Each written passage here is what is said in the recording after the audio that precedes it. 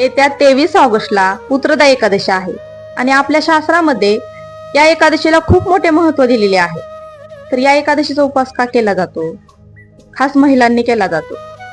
तर ज्या महिलांना संतान प्राप्तीची इच्छा आहे त्या महिलांनी खास उपवास केला जातो. तर भगवान विष्णूंची उपासना कशी करावी, कोणत्या मंत्राचा जप करावा, पूजा कशी करावी, कोणत्या श्लोकाचे पठण करावे, मी तुम्हाला थोडक्यात सांगणार आहे.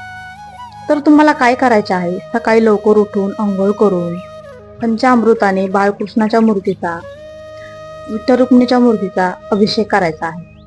त्यांना फुले अर्पण करायचे आहेत, त्यांना तुळशीची पाने अर्पण करायची आहे. आणि सगळ्यात महत्त्वाचा प्रश्न म्हणजे की तुम्हाला रविवारी आणि एकादशीच्या दिवशी तुळशीची पाने तोडायची नाही आणि तुळशीला पाणी पण अर्पण करायचं नाही, कारण ते वर्ज्य मानलं जातं.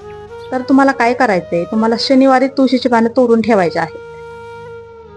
आता आपण जाणून घेऊया व्यंकटेश पठण कसं करायचं. सगळ्यात आधी सांगते तुम्हाला, गुगलवरती तुम्हाला सहज PDF भेटून जाईल, तिथे तुम्ही सर्च करा. तुम्हाला कुठे पुस्तक आणायला जाण्याची काही गरज नाहीये, तुम्हाला सहज भेटून जाईल. श्लोकाचं पठण कसं करायचं सांगते मी तुम्हाला. एक आसन घ्यायचं, थोडंसं पाणी घेऊन बसायचं. त्या आसनावरती बसल्याच्या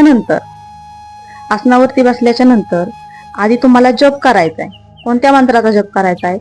ओम कृष्णाय वासुदेवाय हरे परमात्मने प्रणत क्लेशनाशाय गोविंदाय नमो नमः. भगवान विष्णूंचा सगळ्यात अतिप्रिय मंत्र आहे, त्यामुळे हा जप तुम्हाला पूर्ण श्रद्धेने करायचा आहे. आणि जप झाल्याच्या नंतर तुम्हाला वाचन करायचं आहे. आणि वाचन झाल्याच्या नंतर तुम्हाला ते पाणी घेतलं ना तुम्ही, ते थोडंसं ते आसनाखाली टाकायचं, कपाळाला लावायचं, दोन्ही डोळ्यांना लावायचं.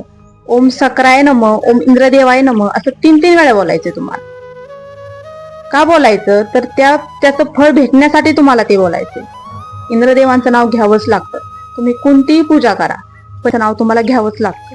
तर हा व्हिडिओ अनेक मुलींपर्यंत शेअर करा आणि कमेंटमध्ये जय श्री हरी विष्णू नक्की लिहा.